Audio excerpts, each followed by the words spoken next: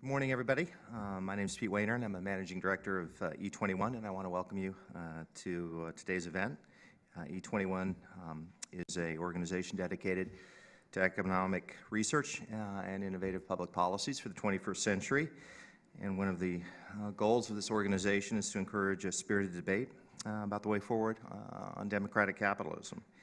And we try to do that in a manner that we think is accessible and engaging, and in a way that appeals to both experts and non-experts.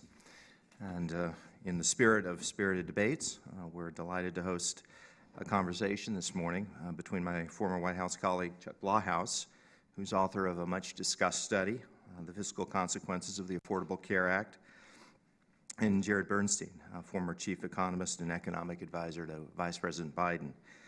At issue is whether, as Mr. Blahous contends, budget gimmicks conceal the full fiscal consequences of President Obama's signature domestic achievement. To quote from Mr. Blahous's study, the Affordable Care Act enacted in 2010 will significantly worsen the federal government's fiscal position relative to previous law. Over the years 2012 to 2021, the Affordable Care Act is expected to add at least $340 billion and as much as $530 billion to the federal deficits, while increasing federal spending by more than $1.15 trillion over the same period, and by increasing amounts thereafter, unquote. Mr. Bernstein doesn't agree with that assessment, and in the course of this discussion, he'll explain why. We're fortunate that this morning's conversation will be moderated by National Journal's Major Garrett, who is one of the most respected and well-informed and genuinely decent journalists in America. So we're privileged to have all three men with us, and I'm delighted to turn the floor over to Major. Oh, really? Go ahead and applaud. That's right. Good morning, everybody. All right, gentlemen, you can't stand on the sidelines any longer. You're going to have to come up here and prepare yourself, prepare your PowerPoints. You know, I've been in Washington 22 years, and there's nothing better on a rainy Monday than a substantial PowerPoint presentation on the future of Medicare and Medicaid. We all know that's true. That's why we're all here. Thank you for braving the weather. Thank you for being here at the National Press Club. Pete was a bit reserved in his description of our two guests and featured speakers today. They are both excellent. I know them both, covered them, talked to them. Their range and depth of knowledge is as close to unparalleled as you can find in this town. They're also very good speakers and very decent fellows, so we are honored to have them with us this morning. And I'm not going to get in the way of this at all. I have turned off my cell phone, but you know, I do that cell phone thing differently than other people do. I want you to have your cell phone ringer on as loud as possible, so when it does ring, we can all look at you and know it's you, okay? Thank you. We're going to get started with PowerPoint presentations from each gentleman, about 15 minutes or so. When it gets to the 15 minutes, I will move over here, kick them in the shin, and wind it up, and then we'll get to the next PowerPoint presentation. Then I'll conduct a conversation between the two, as entertaining and possibly volatile as I can make it, and then we're going to turn it over for questions. So without further ado, Chuck, please begin. Well, thank you very much. Thank you for the introduction. Thank you to E21 for putting this event together. I do think it's a very important issue. Otherwise, I wouldn't have written this paper. I want to thank the Mercatus Center as well for supporting my research. Obviously, I want to thank Major Garrett for moderating today. Thank Dr. Bernstein for giving his insights as well, although I'm just now learning he doesn't agree with me on this, so I'm not sure we invited the right person. But let me just begin by saying the subject of my paper is the fiscal consequences of the Affordable Care Act. I chose that title very advisedly. I'm not writing about the broader policy choices made in this law. My paper is really focusing on a narrow, but I would say very important question, which is what is the effect that this legislation is going to have on the federal budget as a whole. Now, that's certainly not the only motivation for passing this law, but certainly one of the few things that I think both opponents of this legislation and proponents both agreed upon was that it was essential that health care reform, however it was done, act as a substantial corrective, that it helped to improve the longer-term fiscal outlook of the federal government. There were always disagreements as to how much of that job could be done by health care reform alone, but certainly I think people on both sides of the debate agreed that it was very, very important that health care reform improve the outlook rather than worsen it, certainly that it not make it worse. Unfortunately, what I found in analyzing the legislation in detail, and now I'm not clicking, let me try this, there we go, is that the legislation will worsen our overall financial situation, and very substantially so. What I found is that whether you apply the standard of decreasing the rate of growth of our long-term federal health care financing commitments, or whether you apply the standard of it not worsening the federal deficit, it fails by both standards. We're looking at, again, over $1.15 trillion added to federal health care spending over the next decade and beyond, and $340 billion added to federal deficits, and that is under what I would describe as an optimistic scenario in which all of the cost-saving provisions of this legislation work out as currently envisioned. Now, why is this not what many people believe they understand about the health care law? And the basic reason is, at the time the legislation was enacted, there were analyses published, circulated, referenced from the Congressional Budget Office that I think were read by many people as indicating that the law would reduce federal deficits. Now, it's important to understand these analyses are analyses that CBO conducts, and they're obliged to conduct them under certain scorekeeping rules. And what these scorekeeping rules most assuredly do not do is reflect actual law. And that's important to understand. Basically, CBO is very transparent about this. They say, we use these scorekeeping conventions, we're directed to use them. They go back to the 1985 Deficit Control Act, but they're always very forthright and transparent in their publications in saying, this actually isn't what the law says. And let me just be very specific about that. They differ from actual law in a very important respect. Basically, both Medicare and Social Security under law are limited in the amounts of money that they can spend. They're limited by the amount of resources that they have in their trust funds, and they are forbidden by law from spending in excess of those amounts. And that is not what is assumed in this hypothetical scenario to which the ACA was compared to create the appearance that it would reduce federal deficits. Under that hypothetical scenario, both of these programs basically maintain full scheduled benefit payments forever and ever. This is done without regard to limitations on the trust fund, without regard to economic resources, without regard to their legal authority. And again, CBO is very explicit about this. They always write in their publications, this assumes X, Y, and Z. This assumes the following expenditures under Medicare and Social Security, even though under law these programs would not actually have the legal authority to make those payments. Now, relative to that scenario, yes, this legislation would reduce federal deficits, but it is not the actual prior law scenario. And what this means is that, unfortunately, there is a lot of discussion, and I've been guilty of it myself in some instances, I tried not to be in this paper, about whether this is double counting or gimmickry or what have you. And obviously, when you have the discussion along those lines, then it really comes down to whether people are being charged with being misleading or deceptive in their presentational depictions, and that's really not what this is about. What this is about is simply understanding what is the literal, tangible, actual effect of the change of law upon federal finances. And let me try to explain in two ways what is going on here. The first explanation I would give is that under previous law, there were already substantial constraints on the growth of Medicare spending.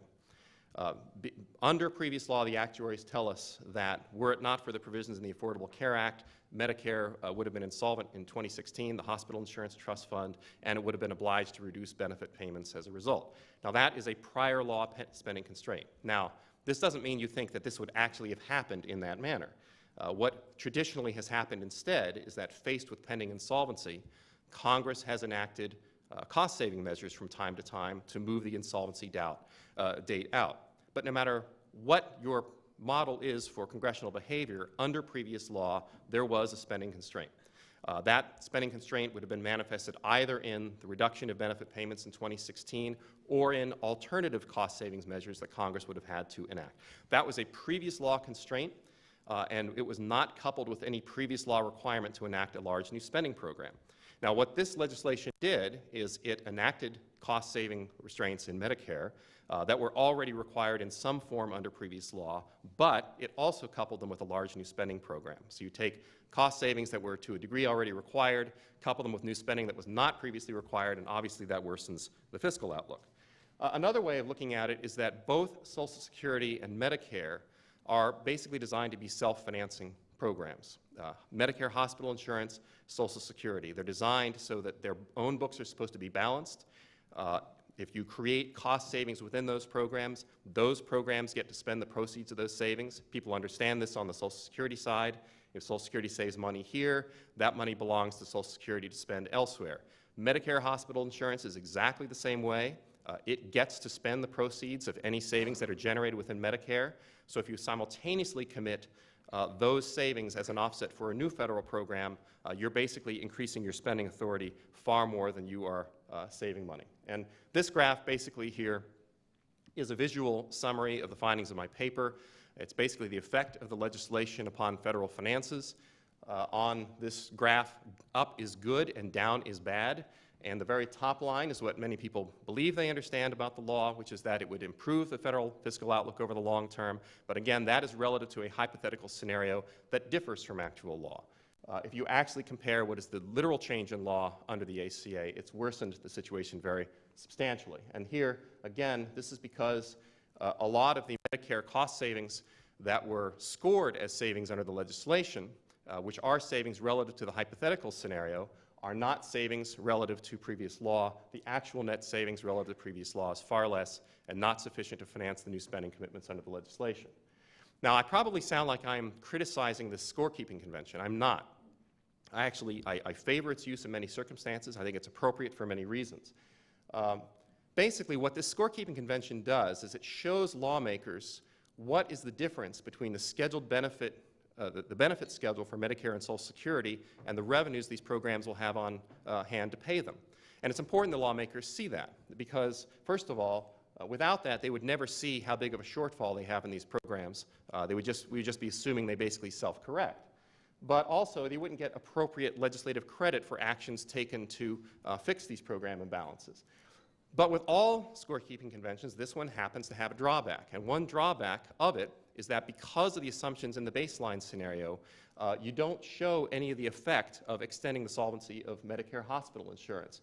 And I'm not the first person to notice this. This has been a phenomenon that has been widely appreciated and widely acknowledged by people on both sides of the aisle in Congress for a long time. It's why Congress's pay-go rules forbid Congress from using cost savings generated within Social Security to fund a new spending program, because people on both sides of the aisle have understood for years that this is the situation. Unfortunately, there's a loophole in the pay-go rules with respect to Medicare HI, which permits this sort of problem in legislation like the Affordable Care Act.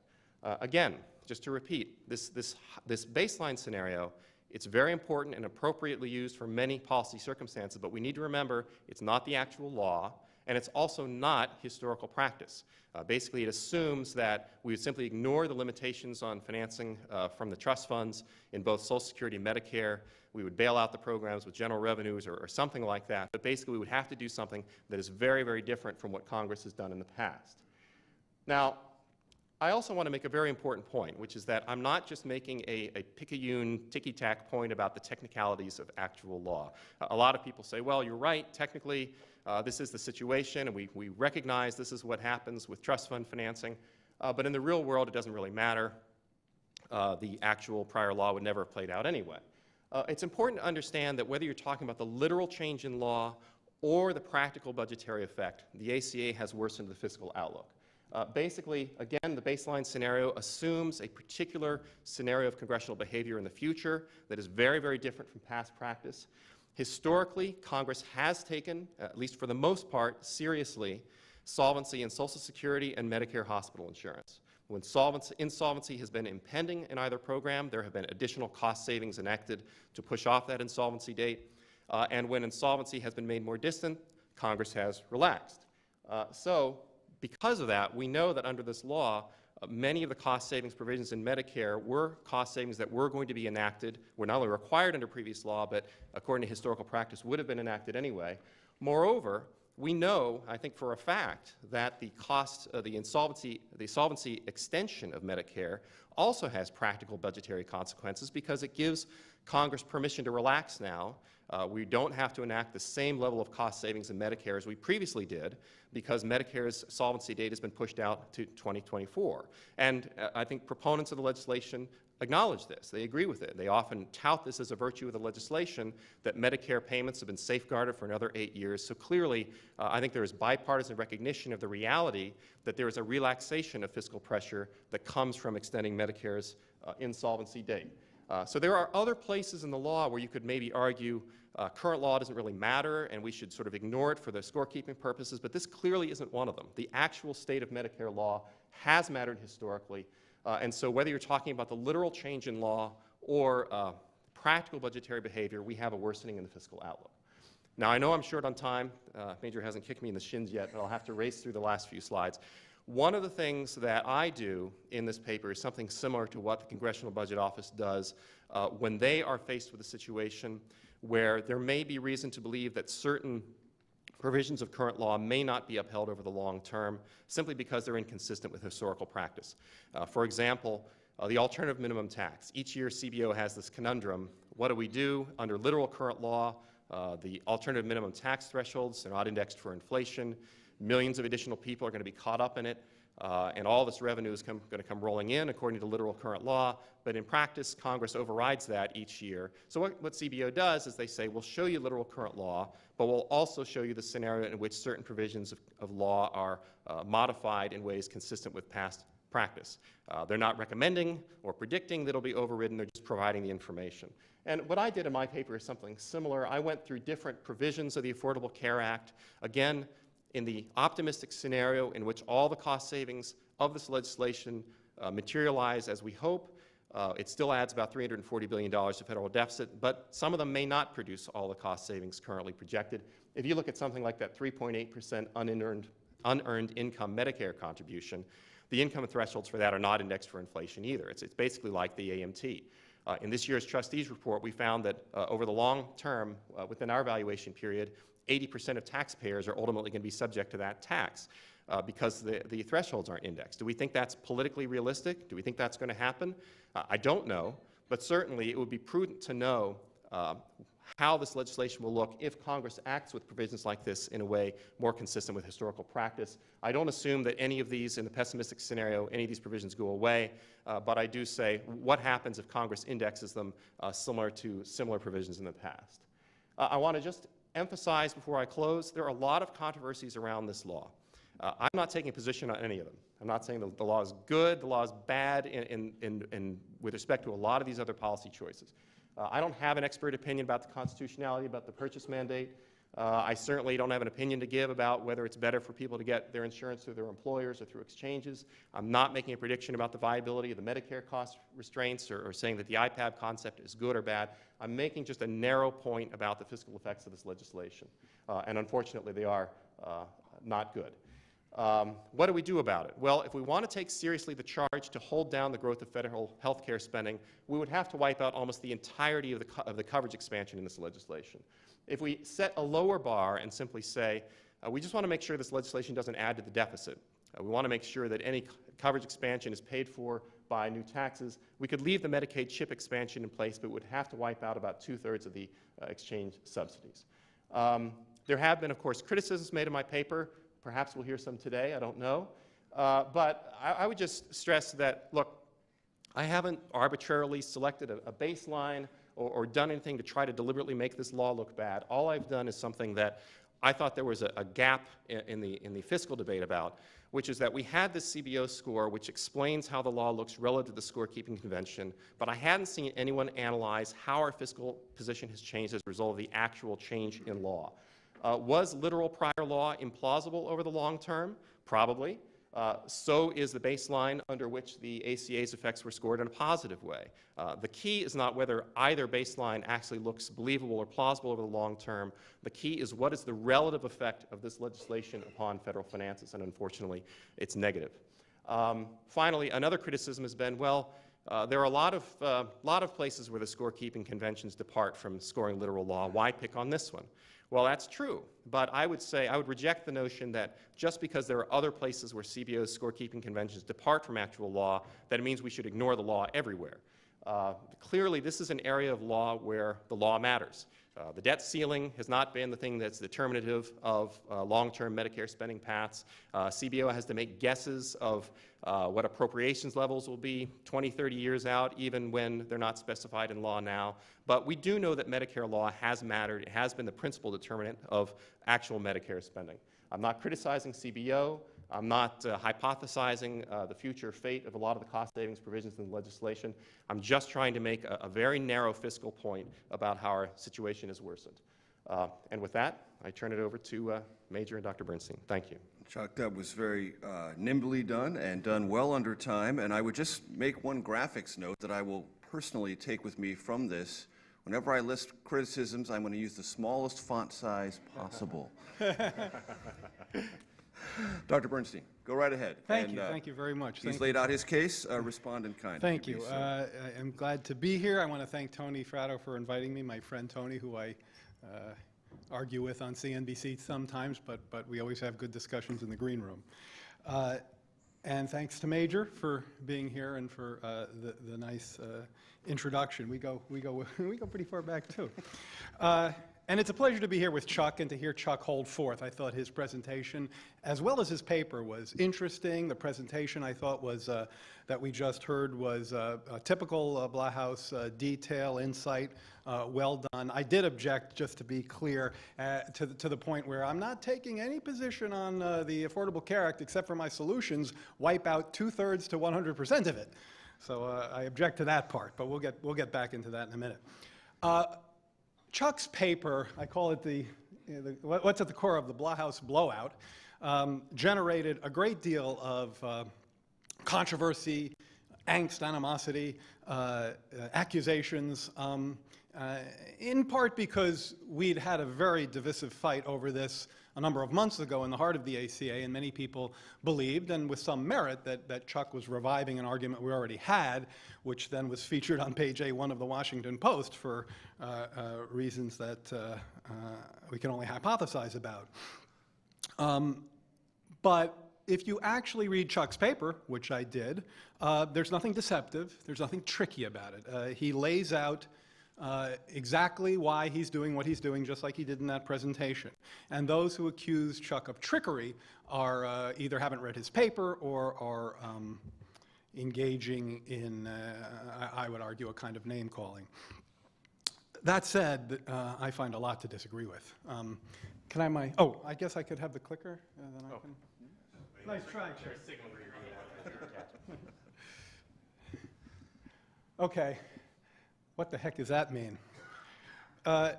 Here's what I think Chuck kind of did in mapping this onto my own disorganized and discombobulated and aging life. The other night, I flew somewhere to give a talk, flew all night, landed in some airport, and had to go get to my car service that was going to pick me up and take me to my talk. I looked up at the signs, I saw arrival, departure, and I said, well, I'm departing the airport, so I'll go to departures. So I went to wait for my car at departures, and nothing happened, and he called me up, and the driver called me up and said, where are you? I said, well, I'm at departures. We're leaving the airport. We're departing the airport. He said, no.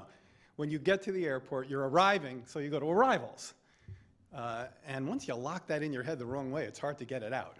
Now, every single airport in the world has people who are getting to the airport, following the departure rules, people who are leaving the airport following the arrival rules. That's the baseline we all follow, and that's the baseline my limousine driver was following, but I got that mixed up and caused a great delay. That, I'm afraid, is kind of what's going on here. How does Chuck get such a different answer from CBO and pretty much everybody else who looks at this sort of thing? By playing a funky baseline, one that assumes that Medicare and Social Security don't meet their future obligations once the trust fund expires. At that point, they cut benefits. This is contrary to standard CBO practice, and therefore any savings under Chuck's assumptions, to be very clear about this, and I actually quote him in that third bullet, there can be no savings under the Affordable Care Act because any such savings are already in the baseline. That is, they're just substitutions for spending reductions that would have occurred by law in the absence of the ACA. So that's the convention, as Chuck correctly labeled it during his talk. So what does this imply? John Chait had a good piece on this. The new spending in the law counts towards increasing the deficit. So the new spending in the ACA to cover 30+ million people counts towards increasing the deficit, but the spending cuts don't count toward reducing it. And one of the things that falls out of that that's quite remarkable is that you really kind of get rid of the entitlement-driven debt crisis. If you follow Chuck's main assumption, if you apply his baseline, you actually end up with a trajectory of debt as a share of GDP that looks like the red line there. That is a very salutary place to be if you want to believe that. Again, the way Chait puts it is, if Chuck's assumptions are right, we really don't have an entitlement problem at all.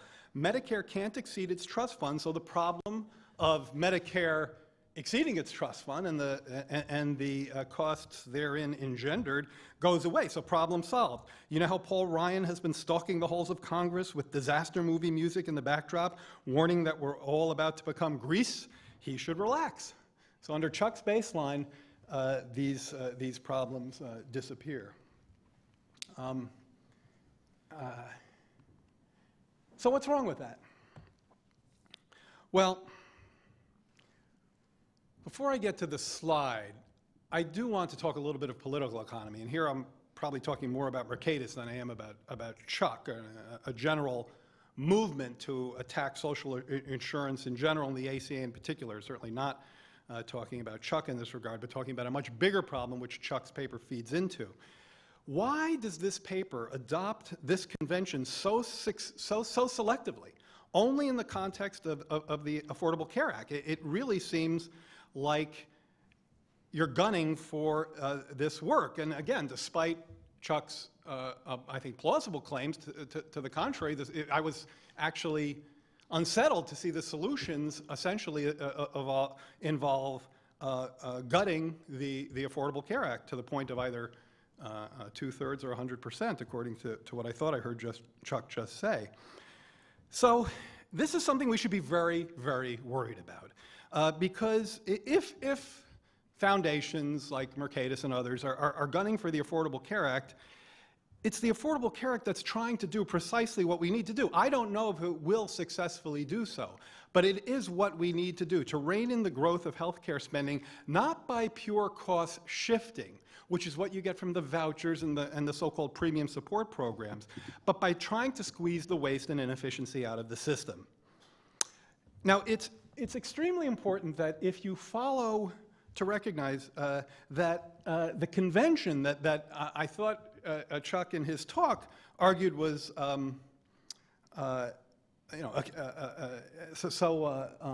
inappropriately used here is not only a convention that has been used consistently, just like arrivals and departures at the airport, but it is one that is actually ensconced in law, but only vis-a-vis baselines. Chuck's absolutely right about current law of the trust fund, but current law vis-a-vis baselines, which is what we're talking about here, how you score something like the ACA, whether it increases the budget deficit or reduces it. No, Chuck is incorrect about that in my view. There's no other significant legislation that's scored this way that I know of. The Balanced Budget Act, 97, Deficit Reduction Act of 95, Republicans, Democrats, Paul Ryan's budget. If Chuck believes that this scoring convention is wrong, he then has to go out and criticize Paul Ryan's budget for claiming its Medicare savings. And you know, guess who wrote this? Strengthening Social Security's finances could provide a modest first step toward closing the federal government's long-run fiscal gap. That is in a very thoughtful paper by no less than Charles Blahous and Bob Greenstein, my boss at the Center on Budget and Policy Priorities. So there you have Chuck himself using a baseline which assumes that obligations in the entitlements will be paid and that any savings against those obligations should be credited. Now, here's the part where we have a disagreement on what the law says, Chuck. Paul Vanderwater points out in one of his critiques of Chuck's paper that the Balanced Budget and Emergency Deficit Control Act that says, for the purposes of baselines, funding is assumed to be adequate to make all entitlements payable, all entitlement payments required by law. So when you're running a baseline, you shouldn't use the Blahous baseline. In fact, if you do, we can all go home and stop complaining about entitlements. I actually thought it was curious at the end of Chuck's paper saying something about, ACA adds to our dim fiscal picture. I think that's a quote. Our fiscal picture is not dim if you use Chuck's baseline. Now, this third bullet, Paul's point about funding assumed to be adequate to make all entitlements payments required by law. 4 decades, the trustees have predicted insolvency, and Congress has intervened every time. So it is a perfectly reasonable convention to operate as CBO does, and as everyone else except Chuck does in this case. Now, no one says, I think the double counting accusation is largely a canard. No one says that the ACA, or no one should say, if anyone says it, they're wrong, that the ACA is paying for the HI Trust Fund. Len Nichols, I thought, had a nice critique. And this kind of gets to what I wanted to wind down my presentation with, which is what's really going on here, I believe, is an attack on social insurance and on the Affordable Care Act in particular. The main point of the Medicare provisions in the Act is to shore up the long-run solvency of the program and the healthcare system as a whole to realign incentives in the delivery system so that we promote this critically important aspect of our retirement security system, which is Medicare. Not only a hugely popular program, but actually quite an efficient program relative to private healthcare delivery to comparable populations. In fact, over the last 40 years, compared to the expenditure growth per enrollee of comparable private insurers, Medicare has grown 1% less per year over 40 years. That's a huge differential. So, I see I've lost my clicker here. Well, so what's really in play here?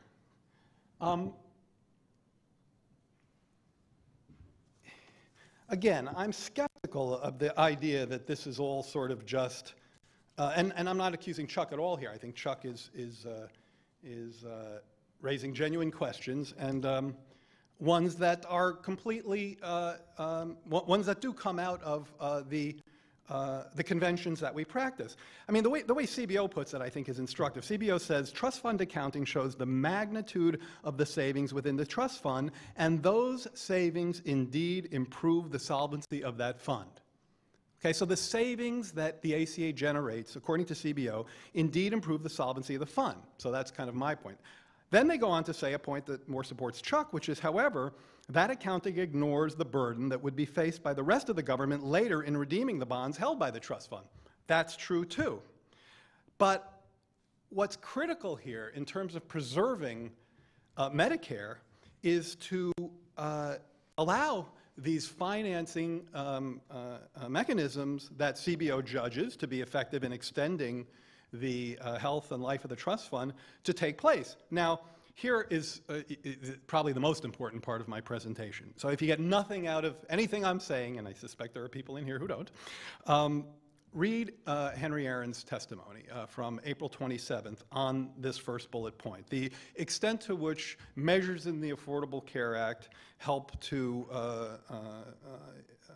are targeting particularly this space of extending the life of Medicare by reforming the financing of the delivery system versus ideas like premium support, which Henry, who's in the room today, was one of the pioneers of back when it was thought of quite differently, not of the kind of cost shifting that's invoked today, but as a more creative way to add competition. but very different than what's being talked about in Ryan Wyden and all the rest.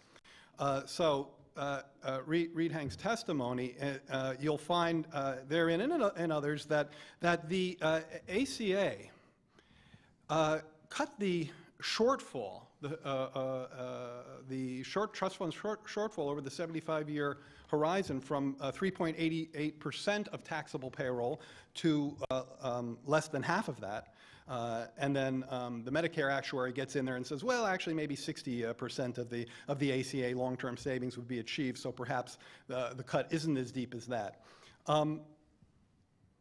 There are many methods by which folks are going after social insurance, going after the Affordable Care Act, fomenting angst regarding the unsustainability of these programs. This is not Chuck at all. In fact, to the contrary, undermining the guarantees. That is the idea that you would shift to private accounts in Social Security, the idea that you would shift to premium support, pure cost shifting, not cost saving, the way it's currently understood, the vouchers.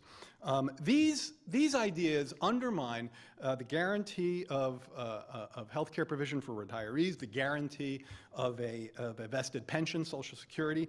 And at the end of the day, what smart government needs to do is figure out what markets do best and what they do least well, and turn the least well part, and no more than the least well part, over to the government sector. Social insurance, particularly regarding health care, this is something we should have known since Ken Arrow wrote about the non-market aspects of health care, which I'd be happy to go into if people want to later, decades ago, is not best served by market forces. And so therefore, my last slide is thinking about improvements to Medicare.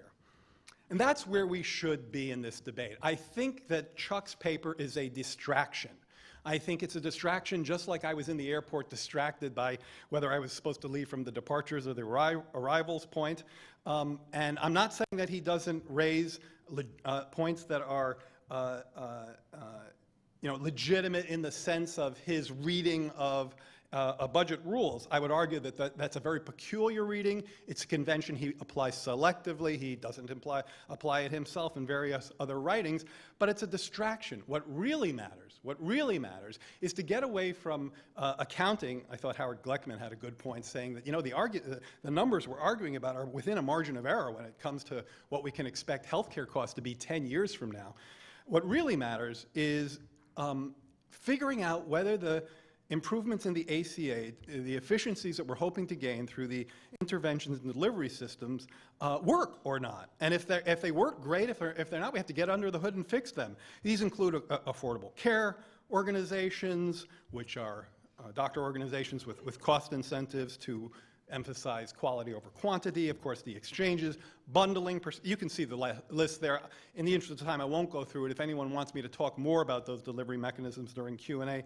Over the near term, there's a couple of ideas that I think would help, including shifting Medicare drugs for dual eligibles back to the same kind of rebate program you get under Medicaid. That saves $137 billion over 10 years. The multiplier, if you were to bump up the administration's budget for the Center for Medicare and Medicaid Services, is a multiplier certainly larger than one. So $1 to improve CMS a dollar increase to administration at the CMS, I guarantee you would wring out more than $1's worth of abuse in the system. And it's actually, as I mentioned, an efficient system already relative to the private sector. At the end of the day, this is what we need to be working on. Quibbling about accounting mechanisms and accounting conventions that have already been decided are, I think, merely a distraction that doesn't move the debate forward. It moves it sideways, if not backwards. Thank you. Jared, thank you very much. You mentioned the word at the end, quibbling, and yet, as you said, Chuck's paper created a tremendous response. So quibbling does count. People do care about this issue. And Chuck, you can respond in any way you want to, but I want to put 3 questions that I distilled from Jared's presentation to you. First of all, in your paper, you accuse those who support ACA of double counting. In Jared's implicit criticism, and Jonathan Chiet's, it's that you do no counting. That is to say, you don't allow for, or you focus on the spending, but don't account for the compensating, in their view, cost savings of the Affordable Care Act. Secondly, that Jared's accusation that this is really, though you don't say it, an attack on most of the infrastructure of the Affordable Care Act, and that's really what you're at. And thirdly, and this is a more broad philosophical question, do you agree with Jared, and why, if not, why not? Why is health care not a market good, meaning it's not best left to the private sector, it is much better invested in the hands of the government Particularly retiree health care. That's really what I meant. sector? Okay. I'd like to speak to all those, but just to keep my thinking straight, if I could kind of go sequentially through some of the points that Jared made, and then I'll try to hit these on the way. First, I want to thank Jared. I thought it was an extremely informative and certainly very constructive critique of my paper. I certainly agree with his observation that the scoring conventions by which the ACA was scored have been used for a long time, and they're used by both sides. And I've really tried to make clear in my paper and elsewhere that for the most part I support the use of these scoring conventions. I just think in this case we just have to be aware that there are some drawbacks to the conventions in which they don't well handle particular situations like this one, in which savings are simultaneously extending the solvency of the Medicare program and used to finance a new health entitlement. Now, specifically to one of the questions, Major, that you raised, this question of whether or not I have deliberately defined things so that it's impossible to ever get any credit for savings generated within Medicare. That's not the case. In fact, we have to remember there's two different parts of Medicare. There's Part A, the Hospital Insurance Trust Fund. There's also a Part B and a Part D, physician payments, prescription drugs. The phenomenon that I have called attention to is not really in evidence with respect to Parts B and D. My paper, for example, gives full credit for all the savings generated within Part B and Part D. So there is savings generated within Medicare that my paper counts on the positive side of the ledger. The very specific and peculiar problem here has to do with the way we score savings in Part A of the program, where we have exactly the same sort of financing and exactly the same sort of accounting problem that we have with Social Security. A couple of other quick points. A couple of the points that Jared made, I actually think support my paper. It's true. For years and years, we have had warnings of impending insolvency in Medicare, and Congress has repeatedly acted to avert it. If we assume that would have continued, then my paper is correct, that prior law constraint in which Congress has to take actions from time to time to create cost savings within the program, if you take that seriously as a historical precedent, then this legislation has worsened the deficit. The scenario to which it is favorably compared, the scorekeeping convention, is one in which that does not happen. It is a completely different scenario. It is one in which we don't take action from time to stave off solvency, allow the trust funds to be depleted, but keep paying full scheduled benefits anyway. So if you go by historical practice, this reinforces the conclusion of my paper. Similarly, again, there were a number of citations of the ways in which this legislation has extended program solvency. And again, to the extent that proponents of the law hold that a beneficial effect of the law is to extend the solvency of Medicare, they're supporting the conclusion of my paper, because under the scorekeeping convention, there's no economic meaning applied to that. There's no economic effect associated with extending solvency. If we do treat it as something meaningful, not just some numbers entered somewhere on an accounting ledger, if it actually has some economic meaning, if it permits us now to enact less further cost savings in Medicare than we otherwise would have, then we're reinforcing the conclusion of my paper that we worsen the fiscal outlook. So I think, again, I think we agree on a lot of the data, but what I think is often missed in a lot of the discussion around my paper is that a lot of these phenomena simply reinforce my fundamental conclusion. And finally, just to another question, Major, that you raised, which is, what does this all mean from a policy perspective? And I wanted to end also complimenting Jared with respect to saying, not that I like him calling my paper a distraction, though I'll admit myself that I've been distracted myself a bit more than I originally intended when I wrote the paper. But I think he's right in the sense that I'm providing a data point. I'm providing a data point about the fiscal effects of the law. We still have all the same difficult policy decisions to make. We still have a dysfunctional healthcare market. We still have a vibrant and robust discussion of what we do to improve the delivery of healthcare, the financing of healthcare, and what the federal government's role should be in that. And I really tried, obviously not with complete success, but I really tried in my paper to say, I'm not weighing in on that stuff. I just want people to understand that if we increase federal healthcare financing commitments in this way, it is going to have an adverse budgetary consequence for the federal government. If we are willing to pay that, or to accept that adverse budgetary consequence in order to achieve some other policy goals that proponents and perhaps some opponents of the legislation have, we can make that value judgment. And I'm sure Jared and I would have some disagreements on those value judgments. But my goal in writing this paper is much more limited, just to help people understand that there are costs to the policy choices made in this legislation. I'm not in any way saying that I hope all of the provisions of this legislation aren't effective. I am earnestly hopeful that the cost savings provisions, the Medicare cost savings provisions in the legislation, prove to be effective and tenable over time. If we override them and we're back to the starting line with respect to Medicare cost constraint, we're in a world of hurt. So we have some common motivations here to make sure this works well. I'm just trying to make sure that we understand what has been the relative fiscal effect of having passed the law. And Jared, you mentioned earlier in your presentation that you thought that the double counting argument, I believe your word was a canard. Yeah. And you may have given a very good mathematical description in your presentation that I missed of why you think it's a canard, but I'm going to ask you specifically, why is the accusation of double counting a canard? Why do you believe it's fundamentally and arithmetically wrong? And how great of a point of contention, or was it even a point of contention at all within the debate within the administration as you were developing the Affordable Care Act? Okay, so the latter point is easy to answer because we followed the conventional kind of scorekeeping that CBO did, so that wasn't something that we worried about because we didn't and I don't believe there's double counting going on, and I'll try to answer your question. And it's actually a question I wanted to speak to now based on something that Chuck just said, which I disagree with, which is this notion, this is core to the paper, that the ACA worsens the fiscal outlook. Look, and this does answer your, I hope this answers your question. I think Chuck makes this way too complicated, and in doing so obfuscates a simple truth, which is how these kinds of things are counted, and I think ought to be counted. Under a unified budget, so a unified budget where Medicare, Social Security, everything's in there, the simplest and most transparent way to budget is to ask whether the program that's legislated, in this case the ACA, brings in more than it spends. Will the government have to borrow to meet obligations under the law?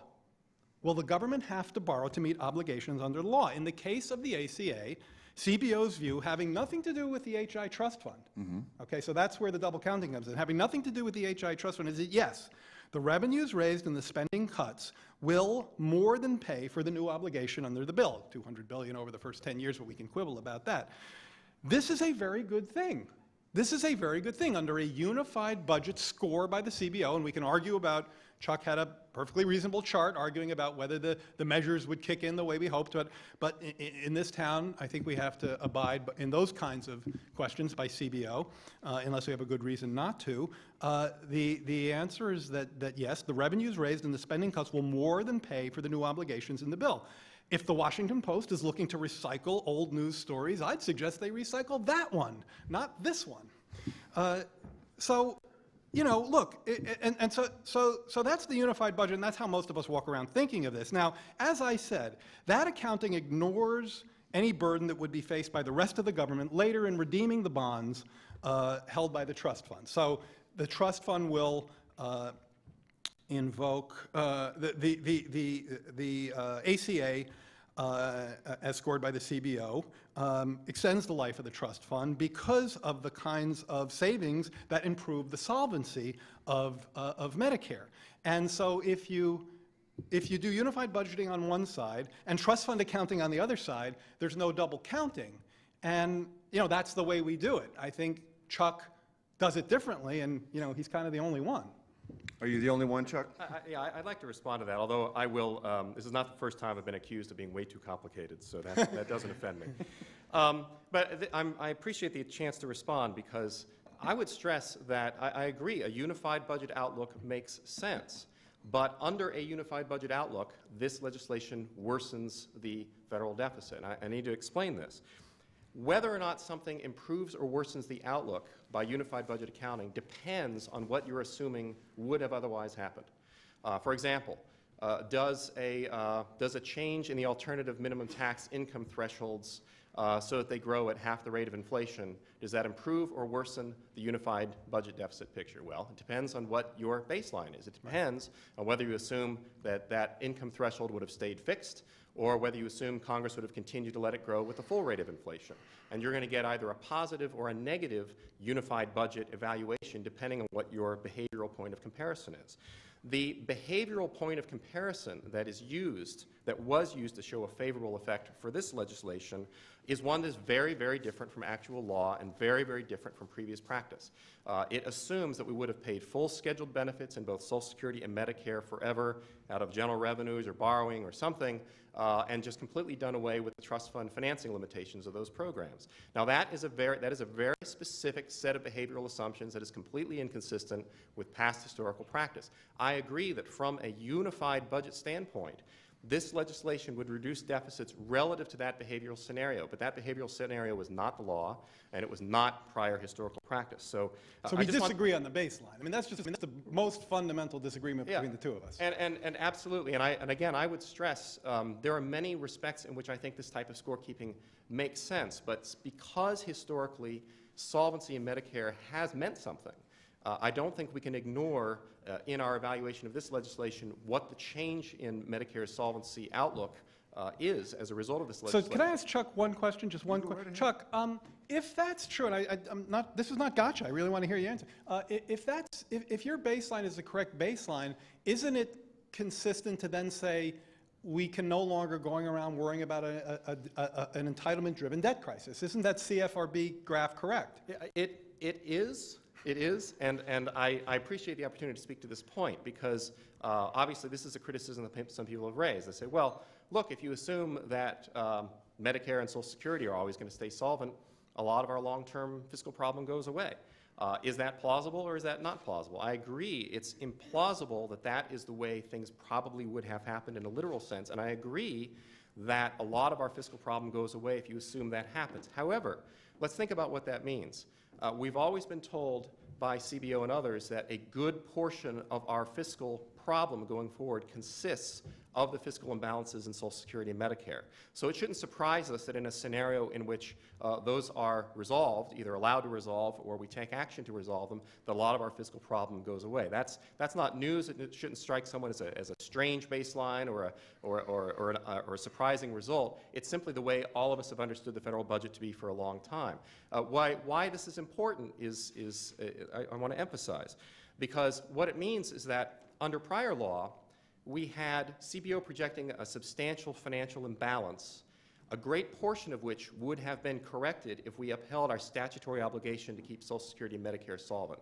Under the theory of budgeting used in the healthcare law, every time we resolve those imbalances or take action to address them, we now have permission to enact a big new spending program. So ultimately we get to a place where we have the same financial imbalance projected, the same untenable finances projected, but instead of having a statutory commitment to addressing it, we have no statutory commitment to addressing it. We have a huge imbalance on top of the former imbalances in Social Security and Medicare. Clearly that would be a worsening of our fiscal outlook. So I agree.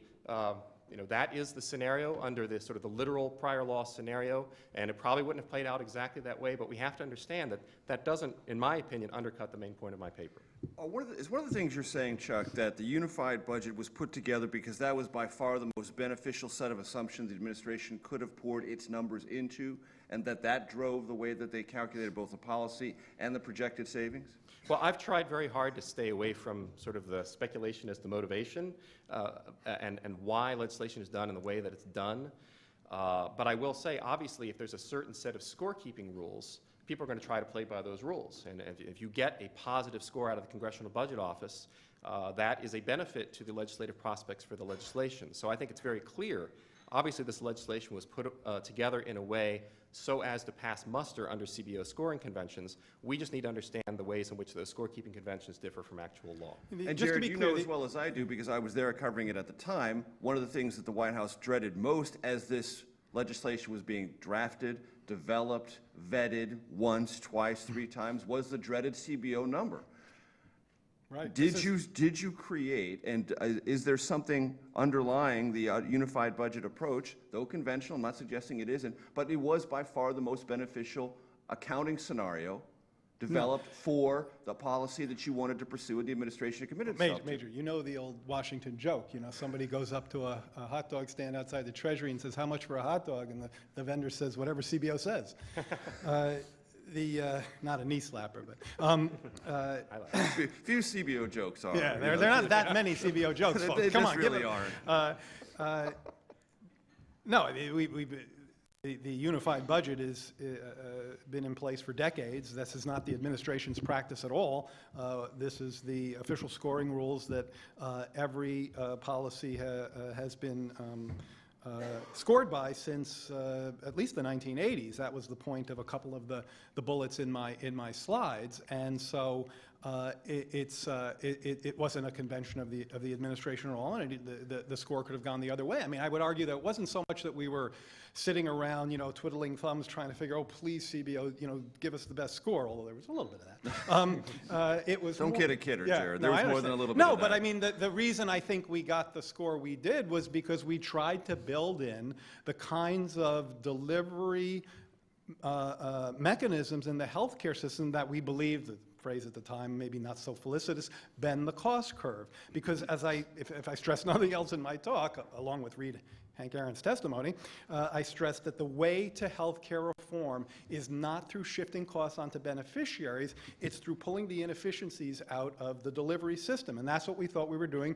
in many ways with known quantities, bundling, prospective payments, ACOs, affordable care organizations, and in other ways that we didn't know how they would work and how CBO would score. And the IPAB, the Payment Advisory Board, this is something that CBO ultimately said, well, we don't know that the IPAB is even going to be invoked. So, I'm not saying we weren't out in no man's land a bit with some of that stuff. But this wasn't the reason the score came in a unified budget sense of finding that the legislative program will not invoke borrowing to meet its obligations is the key point. And yes, it's against a baseline that is the one that is always used in these contexts, and I would argue is the right one. And that's exactly where Chuck and I will probably never agree. I mean, Chuck even disagrees with himself in some of his earlier work. No, but Jared, one thing that strikes me is your criticism of Chuck is that he says, and others have criticized Chuck for this, well, you're assuming Congress will keep the solvency of the trust funds because that's what it has done. Isn't that a valid historical fact, number one? And that number two, I think all of us in this room would agree, I think you two gentlemen would agree, that changes are going to have to be, A, contemplated and eventually enacted for Medicare and Social Security to maintain their fiscal posture and their trust fund allocations going forward. So if that, why is that an unfair assumption? And didn't the administration, as you just said, try to find cost savings and behavioral changes in the way government actually interacts with those who are beneficiaries of its services to change the actual cost that the government is allocating? So why is it unfair to assume that other changes will happen in the future and that invalidates Chuck's essential argument? Well, I'm not sure I totally understand the question. It may be me. I mean, I think if all three of us are saying changes will be made and changes will invoke savings in Medicare, I totally agree. In fact, the record demonstrates that Congress gets a bad rap, deservedly these days for lots of reasons, but in fact, historically, Congress has adopted measures repeatedly to produce considerable savings in Medicare, and they've taken effect. A couple of my colleagues at the Center on Budget, Jim Horney and Paul Vanderwater, did a 20-year study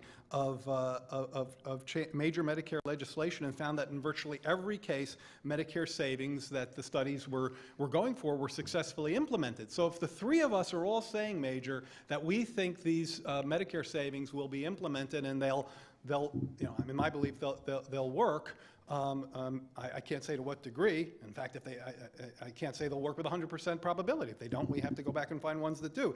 Then, what we're disagreeing with, if we're all agreeing that there'll be savings into the work, what we're disagreeing with is, do you take credit for those savings? I'm saying yes, Chuck's saying no. Chuck, are you saying no? Well, again, I hate to try to give an overly nuanced answer, but I really think the answer is it depends. And Jared has pointed out, I think rightly so, that there have been many times when I've said these scorekeeping conventions make sense. And for the reasons that I described, we have Social Security, Medicare programs that we care about keeping solvent. It's important that Congress get credit when they take action to keep it solvent, and I support that. And in that context, I think the scorekeeping conventions make a lot of sense. Where we start to get into trouble is where we say, well, now wait a second, because of some quirks of the scorekeeping, we now get to enact a big new spending program every time we do that. So, for example, the major 1983 Social Security reforms, an important action to deal with the pending insolvency of Social Security. Would it have been a good thing or an appropriate fiscal practice for us to have simultaneously enacted a huge new spending program to totally offset any of the savings generated in Social Security? Clearly, that would have been a fiscal disaster because Congress basically would have excused itself from making any more changes to Social Security policy over the subsequent decades while having spent all the proceeds of doing that on a new spending program. Clearly, we'd be in a much, much worse fiscal position today if we allowed ourselves to do that. So we've adopted this mindset where we just say, okay, these scorekeeping conventions make sense in some circumstances, so we're going to close our eyes to their implications in other circumstances. We're going to precipitate a fiscal disaster. This is why, even though, and I would say Congress has agreed with me in the sense that they've said, these scorekeeping conventions make sense, but we're going to put certain rules in place to make sure that they're not abused. This is why Congress doesn't allow itself to use savings in Social Security to spend on a new spending program. We just happen to have had a loophole in the pay-go rules for this particular instance, and it's for the Medicare Hospital Insurance Trust Fund. It allowed Congress to get a score that they wouldn't have been able to get if they tried to do it with savings in Social Security, and so we are where we are. But again, I think these scorekeeping conventions are useful in some circumstances, but they do have their problems and loopholes and weaknesses, and this is just a classic example of it.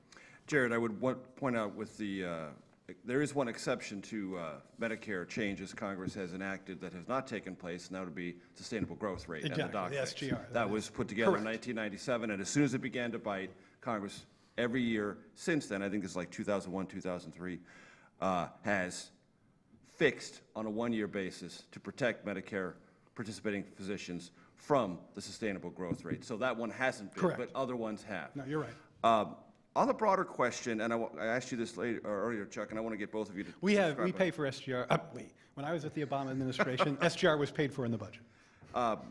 This question that was part of the conclusion that Jared put forward in his opening presentation, that health care is a non-market good, that it really ought not to be expected to live within the confines of a market economy.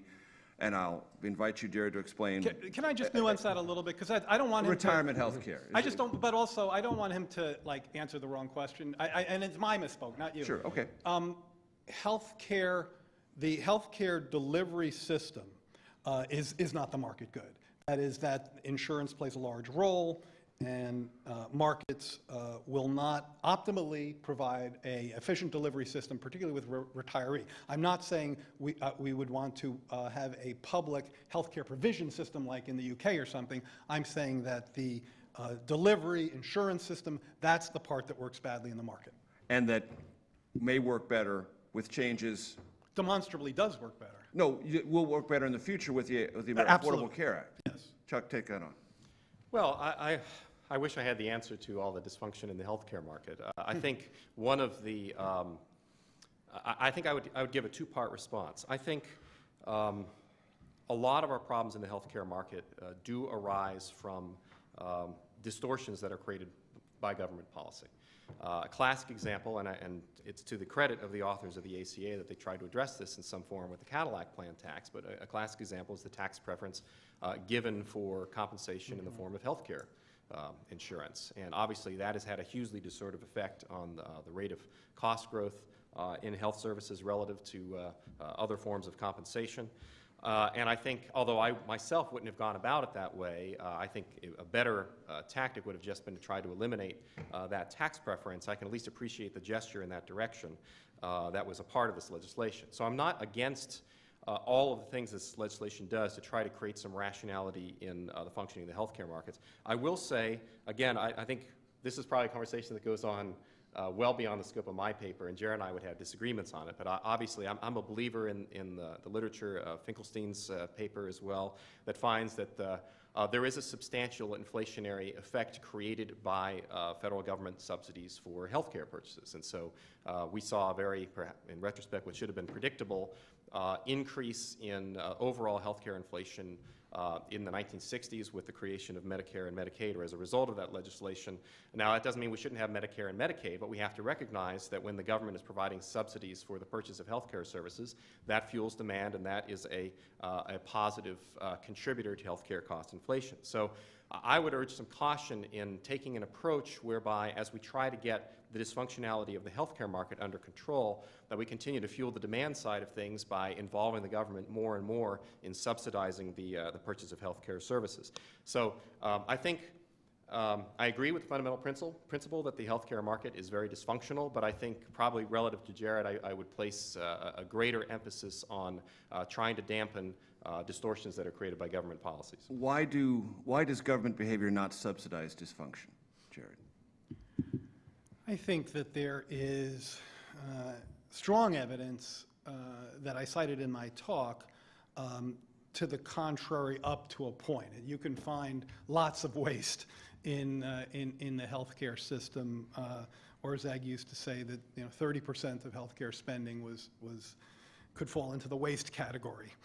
And certainly every other advanced economy is spending about that much less than we are as a share of their GDP, covering everyone with as good, if not better, results in terms of quality. So clearly there's a lot of waste in the system as a whole.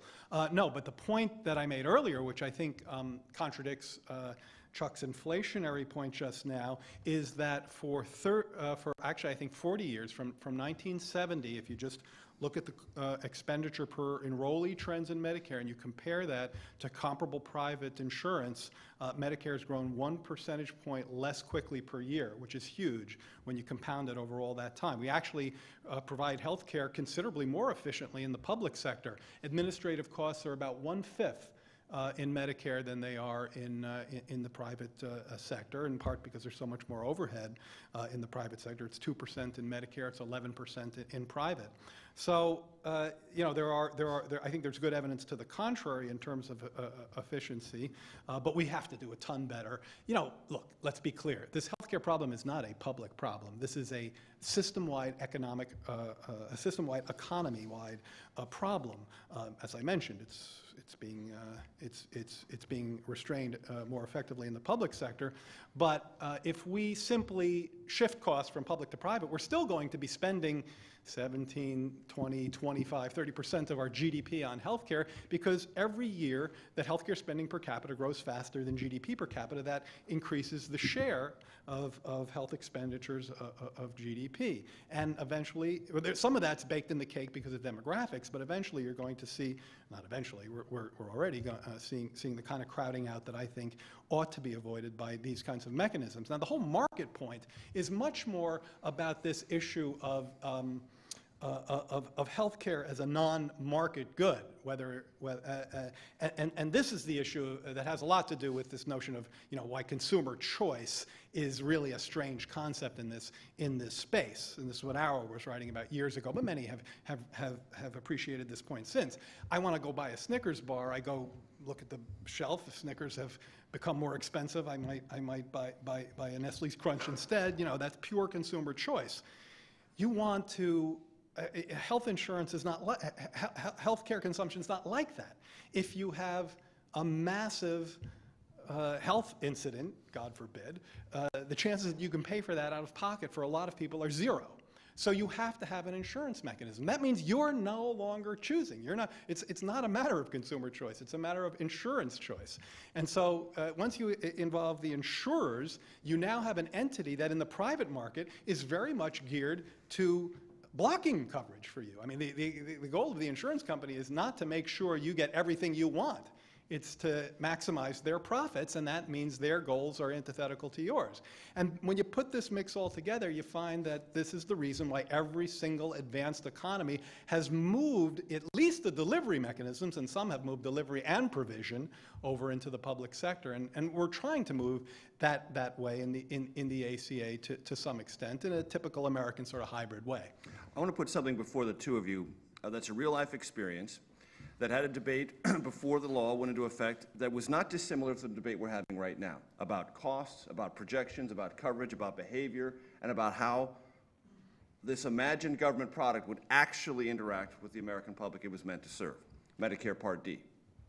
I don't know if you wrote anything about Medicare Part D when Congress was debating it, Jared, but I know many Democrats, because I covered innumerable press conferences, said this will never work, it will confuse elderly customers, the subsidies will be far too generous, the insurance companies will take the subsidies, add them to the bottom line, not provide a service, costs will go way up. There were even conservatives who were terrified that the costs would go way up, the services would be ineffective at best. And yet what we have seen, and I'll be encouraging both of you to tell me what conclusions you've drawn from this, Medicare Part D, according to the surveys taken by CMS, is ranked very near the high in government satisfaction with government service provided. There was a transition period of about a year or two of intense consumer confusion, but that has been reduced. Consumer surveys now say it's better than they expected, and the cost projections did not come through. Are there any things, Chuck, that you learned from that debate and about Medicare Part D that in any way cause you to wonder if you're not being a little bit too pessimistic about what may happen when all of the Affordable Care Act takes effect? And is there anything that you've been taught by Medicare Part D about the way behavioral interaction with the government service and insurance companies can work out better? Chuck. Let me give you a three-part answer. First part is simply part of the prescription drug benefit question is simply the value judgment. Should we have done it? Should we have created the new outlay for it? Should we have added the cost of that to federal deficits? That is obviously a value judgment. I think you could certainly take a principled position either way. And certainly the Bush administration, which I served at the time that was implemented, although I wasn't working on health care at the time, certainly we got criticisms to our right that should not have been done as a fundamental value judgment, that we should not have put those costs in the federal ledger, and obviously we would be a few $100 billion to the better through today from a federal finance perspective if we hadn't done it. I would just say in regard to that, obviously, President Bush had been committed to a prescription drug benefit. Both Democrats and Republicans had been committed to one. I think it was very much assured that one was going to happen. And one can quibble with that value judgment, but I think that people on both sides of the debate have to recognize that people across the aisle had both supported the creation of that. And so the question is not so much should we have done it or should we not have done it, but how did things turn out relative to the way they could have turned out, given the value judgment of creating the benefit to begin with. And there, I think the Part D benefit is a success story. I think competition has been very beneficial. The total cost of the program through the end of last year is about $338 billion. That's not chump change, but it's obviously, given the magnitude of some of the spending commitments that have been made over the last couple of years, we need to keep that in perspective. And substantially lower than projections of the time. Substantially lower than projected, and it's 8 years of a benefit, and we're looking at deficits this year on $1 trillion plus in a single year. So in terms of the overall vantage point of the federal budget, we've certainly shifted into a realm where we're talking much bigger expenditures in shorter periods of time with more recent policy. With respect to your other question about uncertainty, this is something I tried to address in my paper, which is that we're all just guessing on how much the costs of our new commitments will be. And the ACA could wind up costing a lot more or a lot less than we're currently projecting. And one of the points I make in the paper is that I really only tried to model a very small range of the potential projection uncertainty. So to the extent that Part D is a cautionary tale for us and how we can't know how the numbers are going to look, I tried to address that in the paper. In particular, the costs of the new health exchanges. There are estimates ranging all over the place, from considerably less than what CBO sees to far, far more, depending on the amount of movement we see out of employer-sponsored insurance and into the exchanges. And I deliberately, as a matter of choice, did not try to model in my paper the full range of those guesses, because I really wanted my paper to hone in on the expectations of CBO assumptions and CMS Medicare actuary assumptions, and stay very narrowly within the degree of uncertainty seen by the government's forecasters. But obviously there's a lot more projection uncertainty than this law than my paper reflects. I try to make that point in the text of the paper. It could wind up looking a lot worse than I say. It could also wind up looking somewhat better. Jared? Well, it is, I think you raise a great point. There's definitely uncertainty in such estimates. I think that, interestingly, one of the things that happens when you implement healthcare change like Medicare Part D is there's lots of other moving parts, and the drug benefit has come in well below, as you pointed out, the estimates before it took effect. And but the way to evaluate whether that had to do with the program itself or just stuff that was happening anyway is to do what econometricians call difference in difference, which is you look at the change in drugs under prescription Part D along with the change in drugs that weren't under that, and you compare whether if the one that's susceptible to the intervention was falling faster than the other, then you can blame the intervention or give the intervention credit in this point.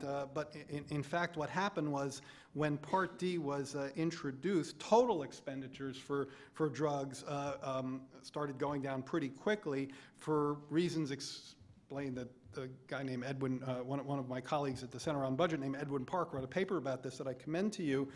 There was a fall off in the introduction of blockbuster drugs, these kind of expensive drugs that bring lots of benefits when they come right off the shelf, and that led to a decline in the total cost of drugs. So I'd be hesitant to give the credit to Part D for coming in under estimate, but I would be not at all hesitant to argue that such estimates are definitely wiggly. I think in some... What about insurance company behavior? So I think in some ways, I think the insurance company behavior question is more relevant, more germane, and we actually have some pretty good information about that, and that's comparing Medicare Advantage plans to Medicare. And here's where you see a difference that goes the other way. Here's where you see private plans coming in more costly than Medicare's basic guaranteed fee-for-service. We now have some very good information. It came out of some FOIA work that was done by some healthcare analysts that got all the information they could on the Medicare Advantage plans. And it turns out that in some places, and it was actually places that were about 30% of Medicare beneficiaries live, the Medicare Advantage plans were actually cheaper.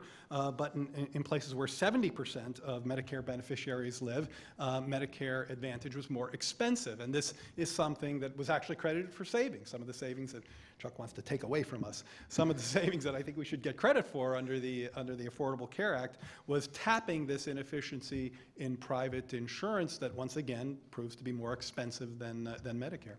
One question I want to put to both of you just on Medicare Part D. We might get agreement on this. Would the country be better off if it had been paid for up front?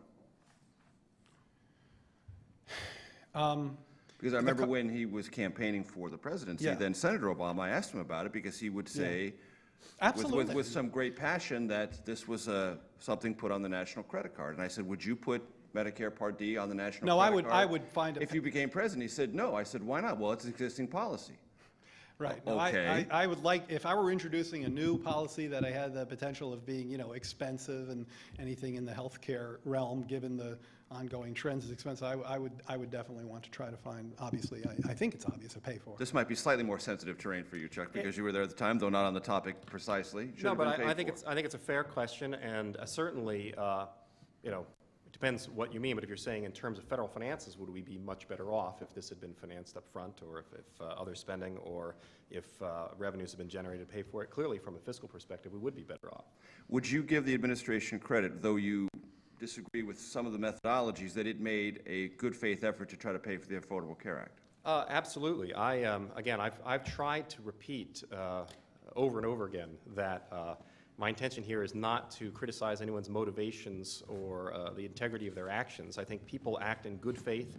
They pursue the policy goals that they want to pursue, and they do it under the rules of the game. And here the administration worked under the rules of the game. They're rules of the game that have been in place since the 1985 Deficit Control Act. I wish there had been a greater account taken of the fact that these scorekeeping rules do distort the results. And I think we would have been much better off if, you could say, I think you could criticize, there's some opportunism in the sense that we knew we had to take action anyway to get cost savings in Medicare, to put off Medicare insolvency. So to couple that with a big new spending program, you could certainly find some opportunism there. But I certainly, I think at least there was an effort made to, at least within one set of scoring rules, to not add to the deficit. And I think, Jared, you would chime in and say not only that, but you put a tax structure together and spent quite a good bit of time wrangling with Democrats in the Senate and the House over that tax structure also to provide financing. No, I appreciate Chuck's giving us credit for that.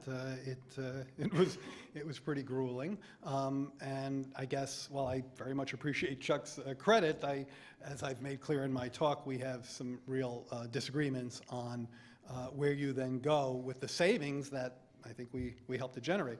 One point that has little to do with any of these political discussions, it was a very good piece in, I think, page A3 of today's Post that I commend to you on some new data on healthcare spending, I think largely in the private sector. Lately, there's been an impression that perhaps the rate of healthcare spending has slowed.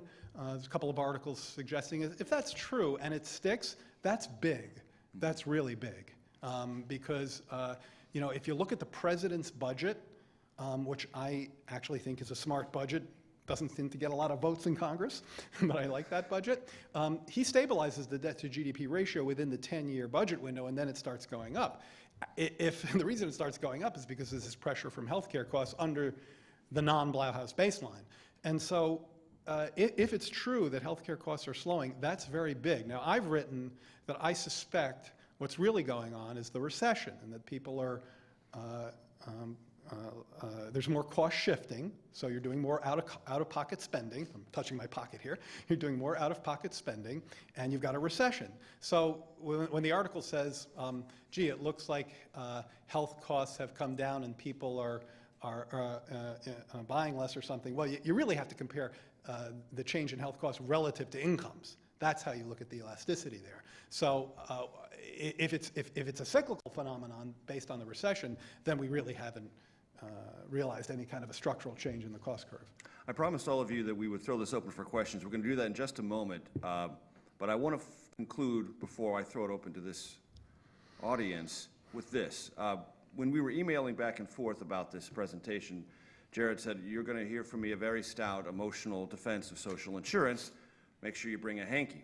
And I want to get to that part of this because I know both of you care not just about the numbers and the policy and the metrics. I'll give you my but about these programs and who they actually serve.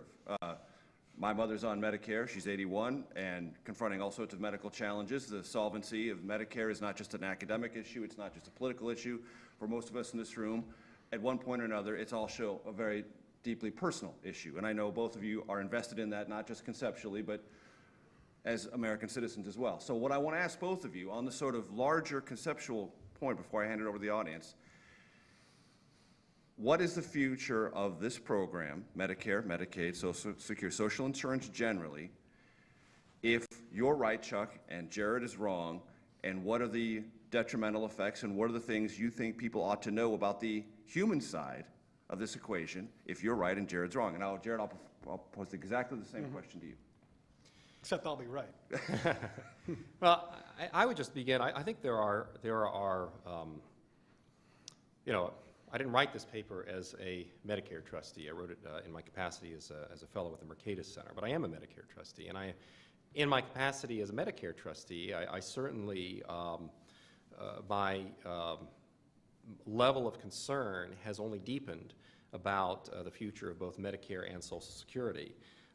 And one of the things that I said at our announcement of this year's trustees report was that, look, Social Security and Medicare have both played incredibly important roles in American society. And I'm not saying they're perfect programs, but they have provided a certain level of income protection for millions of Americans. And as Jared has indicated, they've done, especially Social Security, but also certainly to a large extent Medicare, they've done it at an exceptionally low administrative cost. I mean, that's especially true on the Social Security side. And they've done it through financing mechanisms that, yes, they have their critics, and you know, I myself have been a critic in some of the details, but have been broadly accepted by most of the public as generally fair. That is a tough thing to pull off legislatively. Usually, if you are trying to provide some type of protection from destitution with federal resources, it's hard to do it in a way so that people who are paying for that protection don't get resentful. And so, but we've had these financing mechanisms with Social Security and Medicare that, again, they are not without their critics, but they have managed to establish a fairly broadly supported basis for these protections for a few decades. And that is not a legislative achievement to sneeze at. That's not something to be cavalier about continuing. And my concern, especially on the Social Security side, is that as we continue to delay and the costs of and the magnitude of the changes we have to make to get the program into long-term balance get larger, I worry that this is ultimately going to happen in a way that the public will not perceive as fair, and we won't be able to maintain the self-financing of the program in a way that has allowed it to operate in the past, perceived as being a self-financing program. My concern here, again, this wasn't written as a Medicare trustee, but my concern is, from the vantage point of Medicare, I am greatly concerned about creating an apparent improvement in Medicare solvency, but taking most of the resources required to extend Medicare solvency and expend them on a new health entitlement. Regardless of the merits of that new health entitlement, it greatly concerns me. I would be equally concerned if we had a big Social Security rescue and we set up a new program with 85% of the savings in Social Security that we were generating. That makes it harder for the government to honor the obligations it's taking on to Medicare and Social Security when these commitments are made in other directions with savings taken from those programs. So my concern here is very profound. I'm not trying to score a ideological point or a political point. I think we have a real problem that arises for Medicare as we would for Social Security if we were coupling savings designed to keep those programs going in a tolerably fair way, and we take those savings and expend them elsewhere, and I'm greatly concerned about that. Jared. Just to, again, disagree with where Chuck landed, and then I'll get to your question. It is perfectly legitimate to take the savings generated from the Affordable Care Act and use those savings to cover 30+ million new people, to set up the health exchanges, to expand Medicaid for low-income families, and at the same time to build in delivery and financing mechanism reforms so that the program can survive for longer, and to evaluate those reforms to see if they're working. Are they truly lowering the rate of cost growth? There's absolutely nothing illegitimate about that. In fact, I would argue it's the only way forward. Now, to get to your point, to your question, I hate yo-yo economics. This is you're on your own economics. I like we're in this together, WIT economics. Entitlements, Social Security, Medicare, less so Medicaid, Medicare, Social Security in particular, but Medicare as well, to me are elegant intergenerational contracts where the generation that's working today is benefiting from, contributing to the productive economic infrastructure that was left to us by the generation that your mother, my mother, our parents were in. The beneficiaries of retirement security, of social insurance, of Medicare and Social Security left us the economy that we have by which we produce today's GDP. We then shave off a part of that, and we use that to provide them the retirement security that they and every other advanced economy, in my view, has to provide to their to their forebears. And that is the social contract that is at stake here. And Chuck Blahous supports that, in my view. He does not attack that. I think by dint of being a Medicare trustee, almost by definition, you're bought in to that we're in this together mindset. But when you start talking about privatizing, when you start talking about voucherizing, you're breaking that linkage. You're moving from yo-yo to wit. You're moving from wit to yo-yo. You're moving from we're in this together to you're on your own. And you're on your own economics may be at the heart of supply side. I would accuse Mercatus kinds of thinking and writing to be very much espousing that, breaking those linkages, undermining social insurance, pushing us towards yo-yo economics. And I think that that's very damaging both to us as a nation, to us as to our intergenerational contract, and to the security of our forebears. Excellent. This is now your time to wreak your vengeance on your moderator. If I did not ask a question that you think was obvious or necessary, please raise your hand and bring it forth. I see one here. Let's go ahead. Wait for the mic, please. Thanks. I'm Alan Viard of the American Enterprise Institute. I want to thank both speakers and the moderator for just an excellent discussion of these issues, and I think it's clarified a number of things in my mind. I think we understand, for example, I believe that this is a disagreement on the baseline, that both speakers are using a unified budget basis, but disagreeing about what the alternative baseline should be that we score the ACA or anything else against. So my question is for Chuck primarily. It seems, Chuck, that you are in what may be an awkward position of saying that a particular baseline is suitable for some purposes but not others. So I wanted to try to clarify when it is appropriate and when it isn't. You said that when trust fund savings are achieved and solvency is maintained, that it's appropriate for the policy to get credit for that, I guess, which I interpret to mean that it's appropriate to say that that policy reduces the deficit. If that's true, then would it not also be appropriate, if that deficit reduction is then offset by a new spending program, to say that there's been no net change in the deficit? And we may say, oh, that's worse policy than if we didn't do the new program. It would have been better if we had reduced the deficit. But still, would it not be, a consistent application then to say that the deficit's been unchanged, we achieve these savings and use them elsewhere? I wish there were a simple answer to that question. And I would say... yes? Would be a well, I don't think there is a simple answer to that question, for the reason that Social Security and Medicare, at least the hospital insurance portion of Medicare, have been constructed as somewhat unique animals. With Medicare Part B or Medicare Part D, it's unambiguous. These programs are drawing from the general fund, so you create savings within them, you create a beneficial budget effect. But then a lot of this gets down to, how do you define credit and how do you define improving the deficit picture and so forth. Because they're unique animals, we have to have unique rules for them. Both Social Security and Medicare hospital insurance are designed to pay their own way. And therefore, if you do say, well, we now have carte blanche whenever we create savings within those programs, we can then create new spending elsewhere in the budget, no harm, no foul. I think that's very problematic because, at least politically, if nothing else, the insolvency dates for Medicare and Social Security mean something. Why did we have this sudden, these sudden exertions in 1983 where we delayed Social Security COLAs 6 months, where we suddenly started taxing the benefits of seniors, where we brought in federal employees and all their payroll taxes into the system? Why did we do that? We did that because it was deemed necessary to keep Social Security going. Would we have done that in 1983 if on paper Social Security solvency was written, to be extended through 2035 or 2040 or 2050? Clearly not.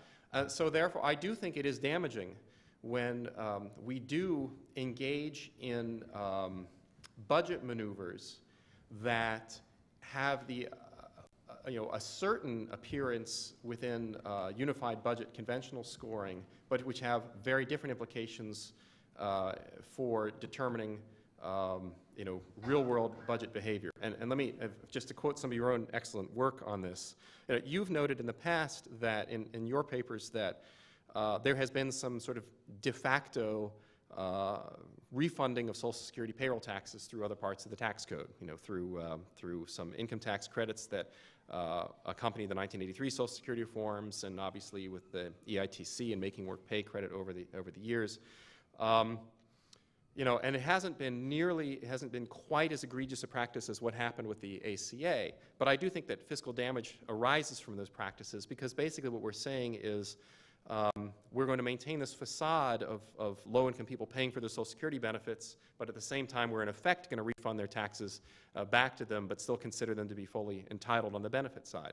And similarly, this year when Congress cut the Social Security payroll tax and funneled general revenues into the trust fund to replace the revenue foregone, that was, in my view, a problematic process, because basically you increased the unified federal budget deficit by doing that, but the entirety of our benefit obligations from the extent, you know, from the maintenance, keeping the trust fund whole, was kept in place. So clearly that combination of events worsened our fiscal predicament.